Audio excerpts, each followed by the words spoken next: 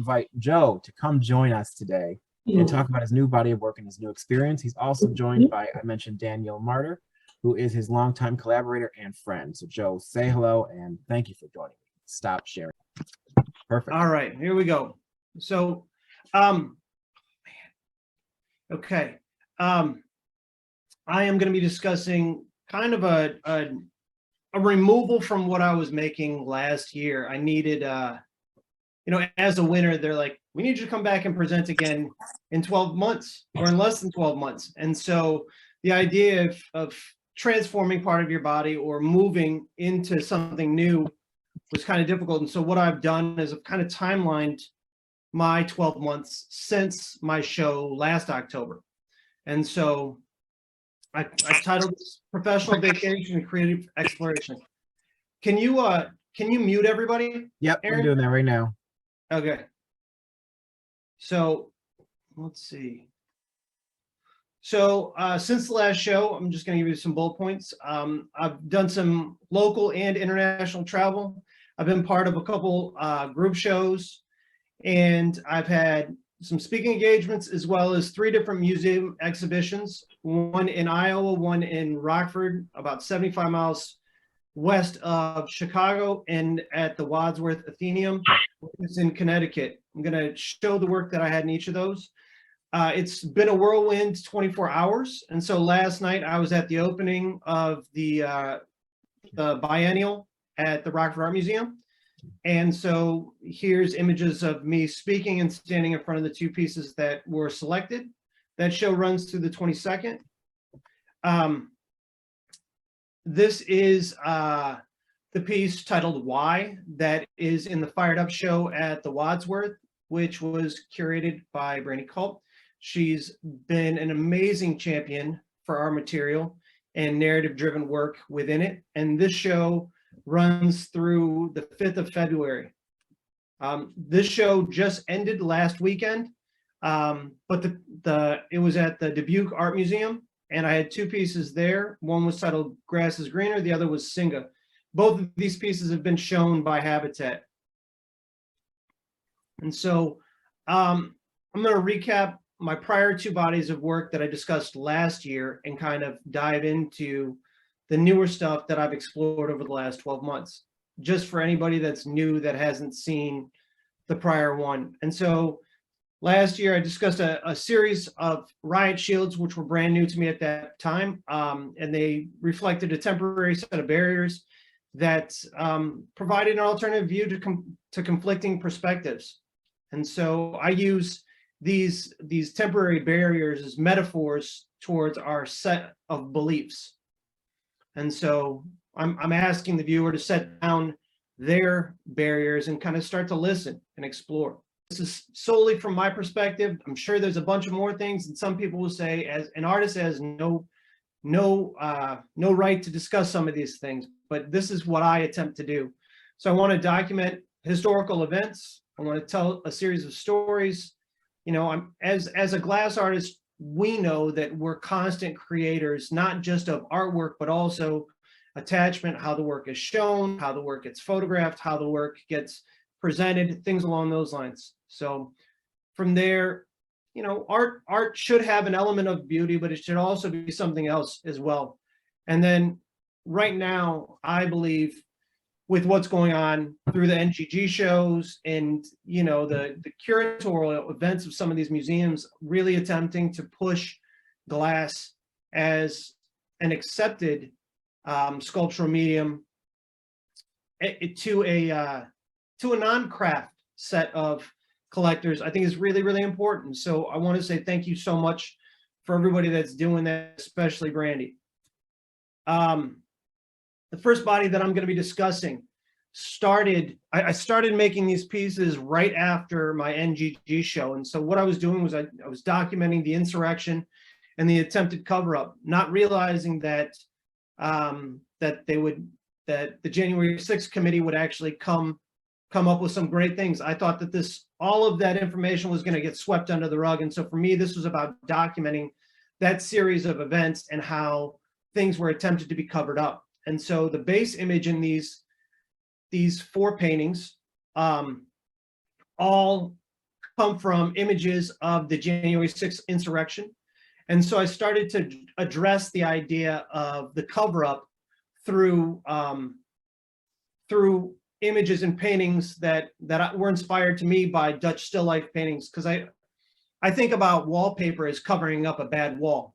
If there's cracks, you throw up wallpaper and no one ever knows. So, and then also there's some detail images about the paint by number sections, but they discuss how it was planned. I mean, if you think about paint by number in terms of a creative exploration, they give you all the colors, they give you the information, and all of it is drawn onto the canvas. All you have to do is fill in the gaps. And so I'm trying to use that narrative as kind of a step into what I'm doing. And so this text is a Banksy text, but I find it very relevant to the work that I make. And so I wanted to share it. So art should comfort the disturbed and disturb the comfortable. So I'm doing a sequential set of, like, the next 3 slides are like the sequence of how I covered up my current paintings. And I don't paint very often, but when I do, for me, it's very difficult to cover up something that I spent so much time working on. So each of these images, I'm kind of saving as a possible either print or NFT or something along those lines. I haven't really figured out yet what to do with them, but I figured documenting the process is kind of important. So as you can see, you're getting a full view of this insurrectionist that definitely he's holding a Capitol Police officer's riot shield, and yet he definitely is not a Capitol Police officer in that outfit. And so as we start to build layers, all of these floral forms are hand-cut stencils, and some of them are as many as 12 different layers. And so, I thought about how wallpaper is made also. It's a series of either stencils or silk screens. And so I'm trying to apply that same technology into my work. And yet I've got drips and runs and gaps in parts of this to kind of show elements of the speed and the way that they were attempting to cover it up through verbiage, where they changed it from, oh, these aren't insurrectionists, they were just protesters. Oh, they're not protesters, they're patriots. Oh, it was a peaceful event. It was a loving crowd. And so through that dialogue change, we're ending up with a different set of images. This piece is actually, it's 3 panels of glass that are either painted, reverse painted on both sides, or not painted at all. And so there's a layering effect that happens within the piece. I've just made decisions about how I want the information to be seen. And so the central section is mirrored, and it's intended to be viewed. It's intended to engage the viewer and draw them into the piece, actually, to see themselves in it. I thought about the way that the Endless Mirror series by Tim Tate, and thought about, okay, you're able to visually explore this space, but you're not included in it. And so I wanted to do the opposite, where I was including the viewer within the work. And so there's another angle that kind of gives you a little bit more information on the multiple panels. And then here are a couple of details where you're seeing shadows behind sections of the paint that's in the foreground. All right, so I want to discuss the difficulties that go along with making content heavy work, where you're constantly exploring to find out more information about this tragic event, and yet you go through mental fatigue, you're exhausted all the time, you're not happy, you have a really poor outlook on life, you're short with people that are important to you, and then the sky is falling and you just stop smiling and you start to lose your hair. So I needed a break. Where, again, I needed to really explore a lighter body of work. So I needed to really just get into the studio, use my hands, and not really think about what I was making, just go in with a goal and say, all right, I'm going to make really beautiful, opulent objects for a little while. And so I made 2 series, and these are both collaborations with a different artist who's not on the call. His name is David Wynn, and he is a fabulous designer and glass artist and just overall amazing person. So these are blown and hot sculpted, and the compositions can either go on a tabletop or walls. So I'm going to show a series of these pieces that have bases, but Aaron, if there are a set of collectors that are like, look, I have a space and I need an installation, let me know and we'll work with them, okay? Sounds good. With either of these bodies. So here again, the same information on the left was what was on the prior slide, but here is an image of ferns and flowers in actual like raw space, not artistically documented. So this is the same piece here. This is just one side of it. The next slide is the reverse image, or what would be the back side of this. And so again, these are all, you know, hot sculpted or hand blown, and it deals with just going back into making work with your hands, kind of getting, this is like post-pandemic as well, you know, where it's trying to get things back. So details. Here's a smaller set to kind of give ideas on what they would just look like as individuals. So the second body of work is called Crystalline Growth, and it was inspired by the geometric patterns. And so as these pieces progress, I think I'm going to start using some of those Moroccan geometric patterns and put them into some of these facets that are on these larger quartz sections. And so these as well can be wall mounted or tabletop. And so here's just a small set of 3 of these gems. And, you know, I've tried to incorporate sections of the base to actually make them look like how they grow in nature. So using smaller lengths of solid cane and frit as their base. So there are 3, and these can be done in any colors. So it's like I just went with 2 sets of different natural gem tones, one being emeralds and one being amethyst. These are very fun. Very fun. Hey, yeah, I mean, that's what I needed to do. I just needed a mental break. And so while we were in Morocco, I got news of Uvalde. And when I was there, I received a text message from my collaborator, Danny, who was like, look, we need to have a real conversation about the work that I was making, you know, when I came to Chicago 5 years ago. And so at this point, I'm going to start to weave Danny into the conversation. I'll bring him in one second. But to me, it's really important to understand why you do what you do. And for me, all of my work outside of the design elements, the content-driven work is all an attempt to leave this planet in a better place for my son.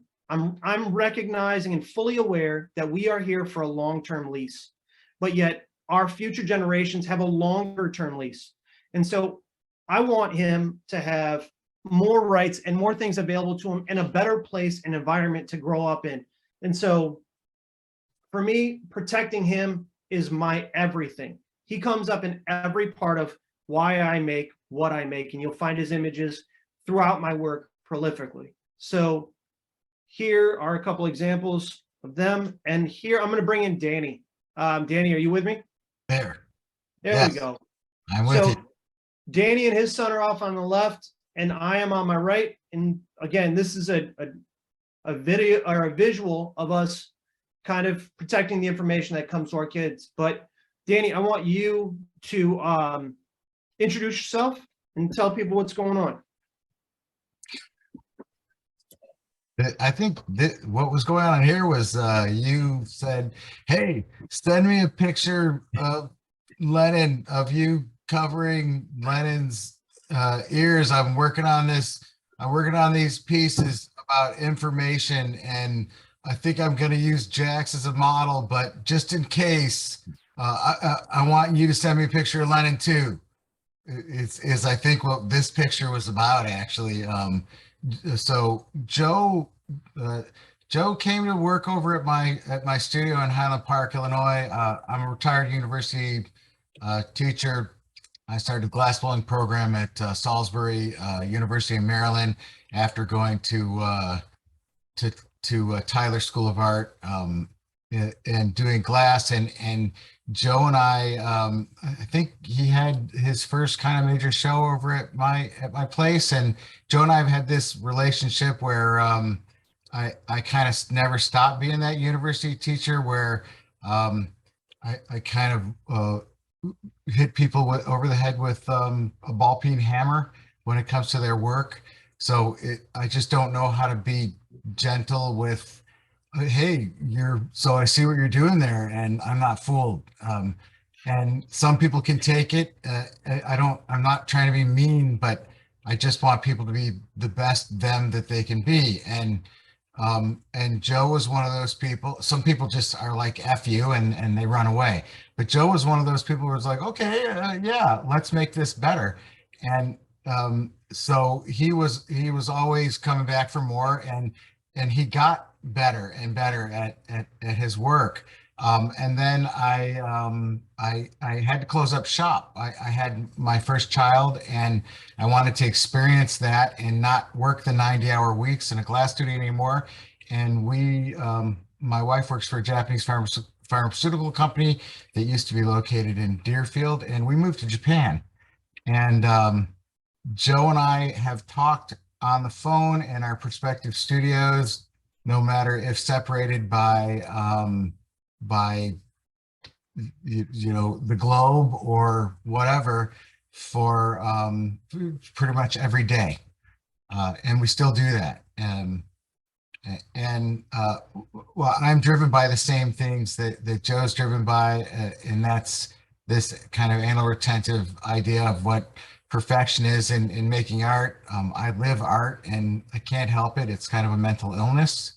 I've been making art since I was kind of an underachiever in school, growing up in Highland Park, Illinois, and working with materials that I know that I love, no matter what that is. Right now, obviously it's we work with glass for its properties that make sense with what we're doing, but I've always worked with whatever I've found. And so since Joe and I know each other so well, like collaborating and working in the world makes a lot of sense for us. With having kids, I know that Joe is on hiatus. The work that he's been working with takes a lot of toll on you. And I was trying to give him a break from this, but when Uvalde happened, it really broke our hearts. We came from Japan. My kids grew up in Tokyo, and we dealt with a lot of these things like tsunami drills. After the 3/11 earthquake tsunami, it was pretty heavy duty in Japan. And we learned to deal with an earthquake every day, which was weird for us coming from Chicago, where they have earthquakes, but you don't feel them. And then the first thing that we dealt with was when my kids came from school and said, hey, how was school today? And they were like, well, we had this lockdown drill. And I'm like, what's that? And when Uvalde happened, I knew Joe was in Morocco, and I'm like, hey man, we got to talk, because I don't know what to do. I can't deal with this anymore. It's killing me. It's my heart is broken. But we had this conversation, and you see the picture, like this stuff was coming up. It was inherent in his work, and it wasn't time to rest anymore. It was time that we said something. We knew that this might be a hard sell, but these things kept coming up. Yeah. And so also Danny had started this work, what, 5 years ago, where you started to explore the statistics of gun violence and mass shootings in school, to give you perspective on, like how many deaths happen for children or youths in our country in comparison to everywhere else in the world. Yeah, when I was a kid, the in Highland Park, like I remember in high school, the big issue was that safety belts, like the biggest killer of teens was car accidents and alcoholism, like or kids that drunk and you know we had wrecked cars outside of the high school saying, prom night, don't drink and drive because that kills more teens than anything. And now we deal with gunshots being what kills more kids and not just teens. We did the show. It was outside of the Google campus on Lake Street, a pop-up show, and I made the unpopular choice to do my work on gun violence, which was really well received. We had a lot of interest, especially from Canadians, in public art, and then COVID hit, right? So. Yep. And so when Danny made the call to me in May, we had set up time to work in the middle of July. And so I was in upstate New York for the 4th, and I get a news flash on my phone talking about Highland Park. And I was like, what's happening at Highland Park? And so during that, on the 4th of July, for those that don't know, there was a massacre that happened. A young man decided to use it. Hi, Jimmy. Buddy Hoffman, just checking in. Hope everything's under control. I know that she's supposed to be at a house by Tuesday, and I understand she's. There you go. Sorry about that. Go ahead. No, you're good. So this event happens where a young man gets on a rooftop and shoots people that are attending a parade, which my mother-in-law was in the parade. She's safe, but it happens in Highland Park, which is, it's this quiet, sleepy little suburb that this is something that you never would expect to happen. And so Danny was born and raised in Highland Park. And so it affected me one way, but Danny, how did this hit you?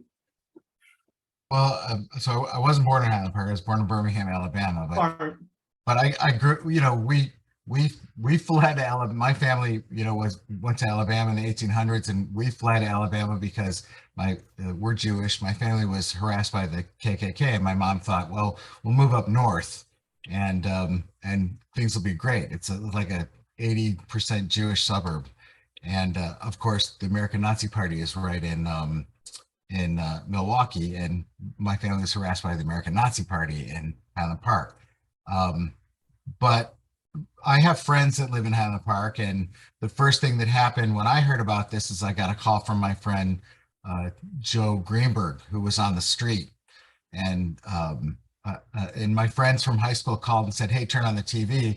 And I saw my friend Joe Greenberg sitting in front of Walker Brothers talking to me on the phone while I'm looking at Fox News because they had full coverage, while in Massachusetts, where I live, other news agencies hadn't even picked up on this. And he's like, hey, I'm on the street and my in-laws were right here and there's people dead on the street. And I'm like, get off the phone. And then calls from all of our other friends, and we're like, what? This happened where? What happened? And why and where? And then to find out that it's actually my friend's kid who was the shooter, someone who I grew up with. This is something that we thought would absolutely never affect us in a place like, Highland Park, which is just, you hear about these things, you hear about Texas and Uvalde, places where people brandish, the right to carry automatic weapons like it's something that is not something you'd hear about in a liberal area like the North Shore of Chicago. It was shocking. Yeah, and so for me, the hardest part. Are you able to hear me, Aaron? Yep. Okay. So for me, the hardest part was attending the memorial and also understanding that the children that were at the parade were the ones that understood how to handle the situation. They heard the gunfire and they ran and hid, while the adults thought it was part of the parade. And so orange is the gun control color. And so that's why this section of the train station is wrapped in orange. And so there were these tags everywhere. And along with those tags, there were small cards that you could take that said, "You matter." And so, you know, that it's horrific that something is a reminder like this. But as you know, as you went into it, all of it was words of hope. And so, you know, you also had they had memorials at two separate sites. One was at the War Memorial, which was across the street from this location, and it's open air. And so they also didn't have anybody that was taking care of the maintenance of this space. So people would bring flowers, and yet there were dead flowers that were there, which were also kind of a reminder of this series of events. And so, again, here's just more imagery. And so, you know, when Danny got here, this kind of spawned our collaboration, which was titled the Theriac Project, which Theriac is a compound used as an antidote. It's a cure-all. It used to be derived from snake venom. And so to us, this work is discussing the difficulties of gun violence and dealing with it, and the ridiculousness that we need to have these drills instead of common sense gun laws that allow for assault style rifles in the hands of Americans. So Danny, you want to touch on these? Because these pieces were, Danny and I, we blew these pieces together. And so here's our set of molds that we made. We started with a physical positive, which is sitting on top of the mold in the image on the left. And so you're seeing the mold, which weighs, this mold weighed, I think, somewhere around 130 to 150 pounds. 200 pounds. 200 pounds. And so what we did was we coated it with graphite and the inside as a separator. And here is, we have two videos, one of us blowing the backpacks and one of us blowing the bulletproof vests. And so, yeah, this is normal speed for me in the studio. You know, we don't slow down. And so usually we crank out about 40 or 50 of these pieces a day. What studio is this? This is Ignite. And so I'm absolutely joking. I think we get maybe 6 of these pieces a day before our bodies stop working. And so to make this size and this scale work, where the usable section of these pieces is about 19 inches tall on its longest dimension, we normally have a team of 4 or 5, and we spread the weight out as much as we possibly can. So if I'm the head gaffer, I am taking the final gather, but I've got my assistants doing other things along the line. In that video, you may have seen, let's see if we can watch it again. So I'm shaping and cooling the glass during this part. Danny's prepping the mold, and as we go into this mold, you know, Danny's going to work the mold, make sure it gets closed.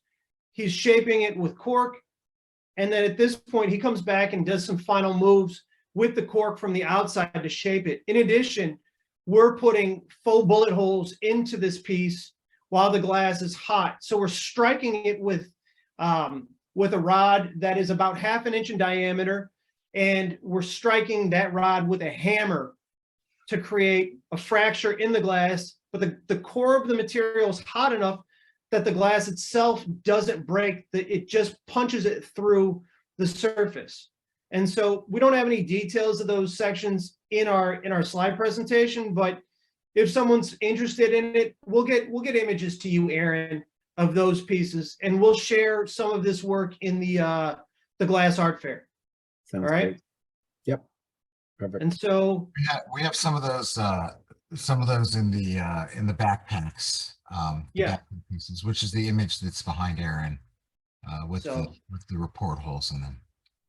So this is, the first one was the backpacks. This is the bulletproof vests that are as big as they look. They're actually appropriate for children. It's a child-size vest that covers just below their torso.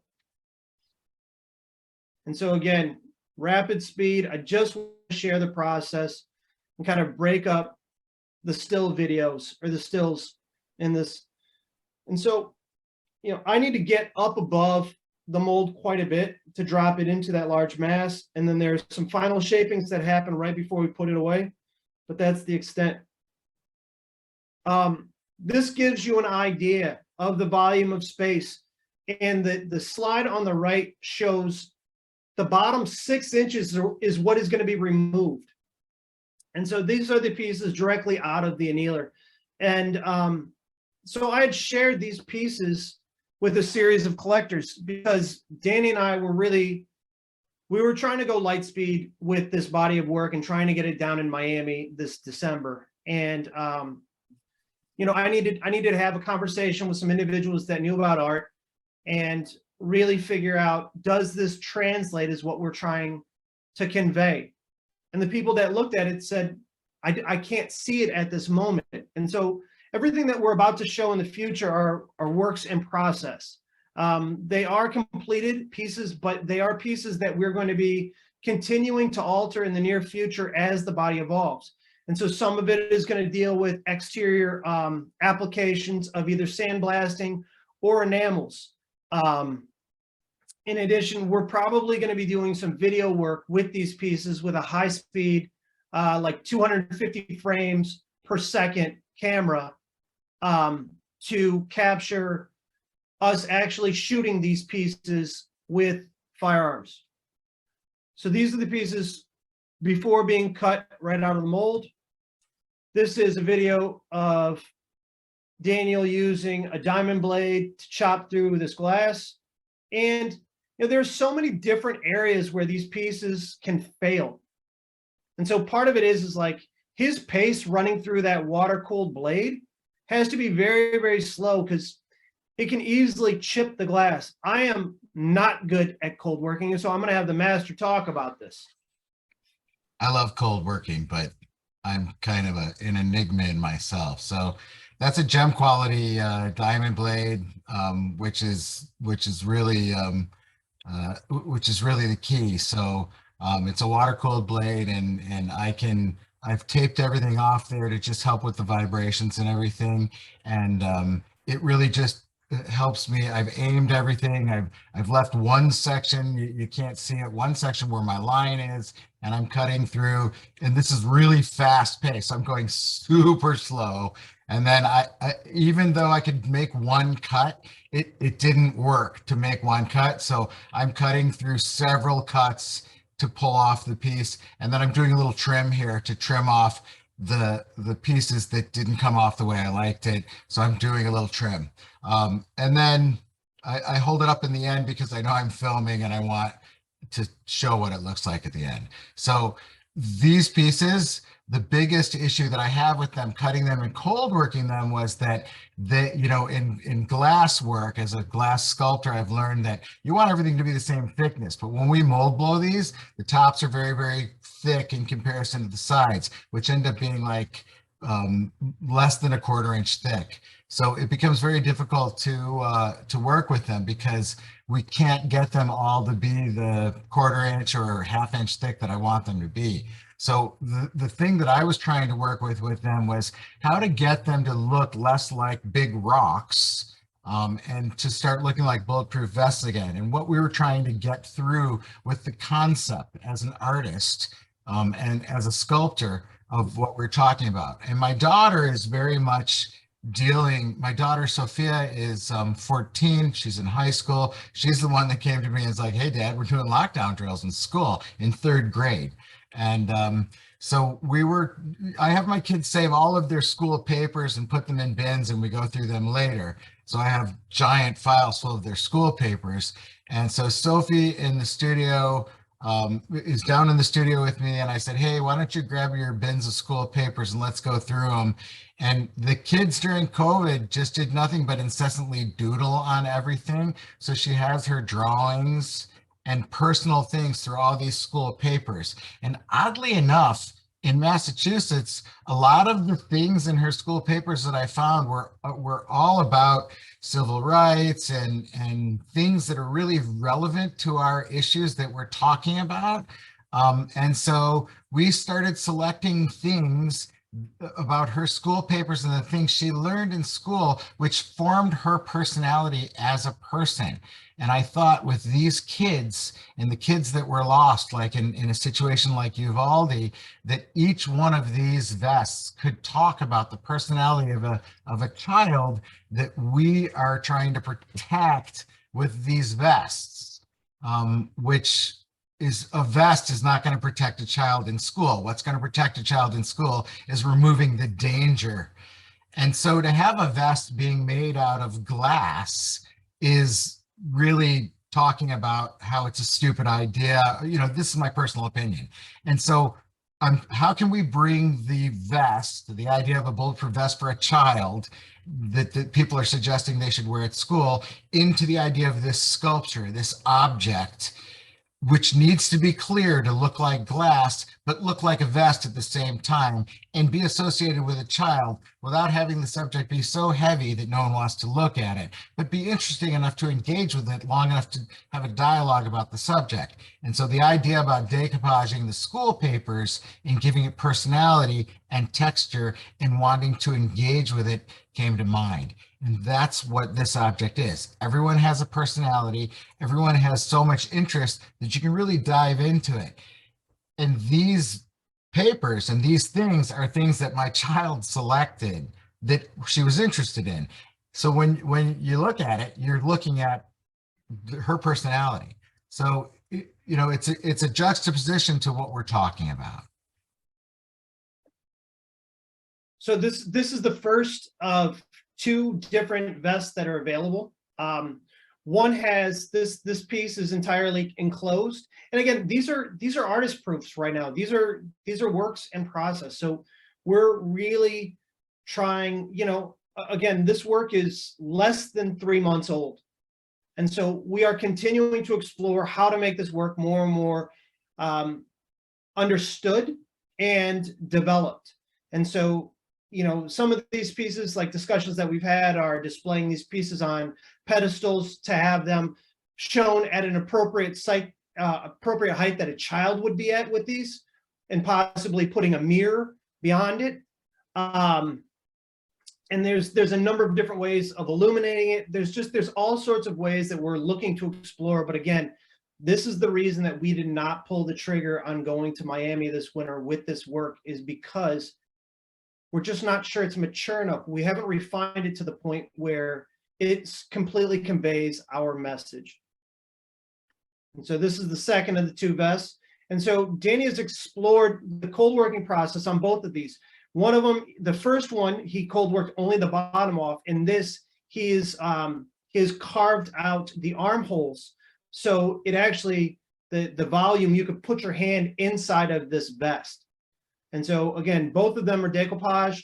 And you know, these pieces are probably going to get coated with a resin or some sort of bullet resistant / bulletproof material. So at a certain point, we will be showing some of these refined like this and undamaged, and some of them will be shot with the gun, with a gun, excuse me. And you will have the bullet refraction and the glass kind of shattered and yet held in place, kind of assisting the narrative on what this does to both a child and a family and a community. So these are all narratives of elements that we're trying to deal with. So these are the two vests, and these individual pieces are titled Clear 1 and Clear 2. Right now, they're just working titles. From there, we've also dealt with the idea of backpacks. They are, outside of the idea of bulletproof vests, they actually make bulletproof coatings and plates that you can put inside of a child's backpack. And so, you know, we started to explore the idea of what a backpack is to a young child. I mean, yes, for school, it's something that they carry things back and forth to, but it's also your day trip organizer. It is your, you know, it's what you take to a slumber party. It's what carries your entertainment. It's what carries your clean set of clothes. And so to me, those are all elements of what we're exploring. And so Danny right here with these pieces has kind of started to fill them or collage them with found object. And so I'm going to let Danny communicate about that. So this is another leftover also from Japan. Like when my kids were in Japan, like the Japanese backpack, and I don't know if you guys know anything about Japanese culture.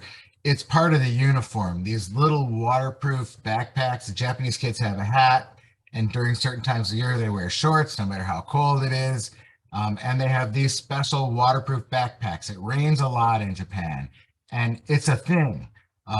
When we came back to the US, like kids have backpacks, but they're just, whatever. My kids are really, they really care a lot about their backpacks. It's their life. And one of the things that struck me as really, it hit me really deep was Uvalde at a crime scene at a school shooting. What's left behind is the backpacks. And the first thing I thought was, if a kid doesn't come home and they're returning someone's belongings, they're returning that kid's backpack. And what's in that kid's backpack that comes home every day? The kids come home, they drop that backpack, at the door, and I tell my kids, I'm like, take your snack out of there because it's gonna get moldy or whatever. That's their life in there. That's their personality. They got their crumpled up papers. They got their snack. They got their homework. They got their gym shoes or their socks or whatever. It's their gaming system or their phone or every kid's backpack is different. Their friends come over for a visit. It's a little cache. It's a little time capsule of who they are, and everyone's different. We carried backpacks when I was in school in the 80s too. It hasn't really changed that much, but it's changed a lot. My kids they have these little charms that in Japan they used to stick on, the little Hello Kitties, the little anime figures. They do the same thing here. It's a capsule of their personality, and it says so much. Now they're exploring at schools that the kids have to carry. My daughter brought this up to me. She said they're voting at school if the kids have to carry clear backpacks now, so you can see the contents. Make sure there's no weapons inside. Because she saw the clear backpack, she's like, "Oh, is it like the plastic backpacks that they're talking about us wearing at school?" And I'm like, "No, this is art. It's a different thing. It's a fascinating thing that we're talking about now. It's part of the personality." And so also the reason that these pieces are all in clear glass, number one, it's easier to work in clear glass, but also to me, these objects in clear glass have a relevance, almost like a ghost-like quality of the things that are left behind after that individual is no longer there. Danny talked about you coming in the back door and setting your backpack down as a kid, and then that's where it stays. And your parents come in and they trip over it, or you as parents come in and you trip over your kid's stuff. And the thing is that backpack's not going to go away if, let's say something happened to that child. And so every time you see that backpack, it's a reminder of that individual and their day-to-day existence. And so here's another set of images of this. There are two, the backpack in the foreground has hot sculpted shoulder straps on it. And it was all done, all assembled hot. And then the two pieces in the back will have riveted straps attached to them that are actually from actual backpacks. And so another thing that we're kind of thinking about along the lines of this work is this idea of how can we do some form of community outreach or community programming or community like objects that are about the community that make this. And so we started with this idea of using spiral bound notebooks and inverting the text that goes along with it or the phraseology. So instead of spiral bound, you think about bound to spiral, which means something completely different than holding something together. It means things falling apart. And so the idea being that these would be elements of the backgrounds. This is a digital rendering, but the scale is appropriate for what it would be. And so the idea of the identities of these kids, you know, each kid is drawing on their spirals. I remember as a child, every class had its own spiral, and every spiral had its own artwork on it. And that's something that I did when I was bored and trying to capture my own mind in that class and keep me from an outburst. And so these installations would possibly go behind the bulletproof vests and the backpacks. And then these could be sold either as a group itself, or they could be done as an individual.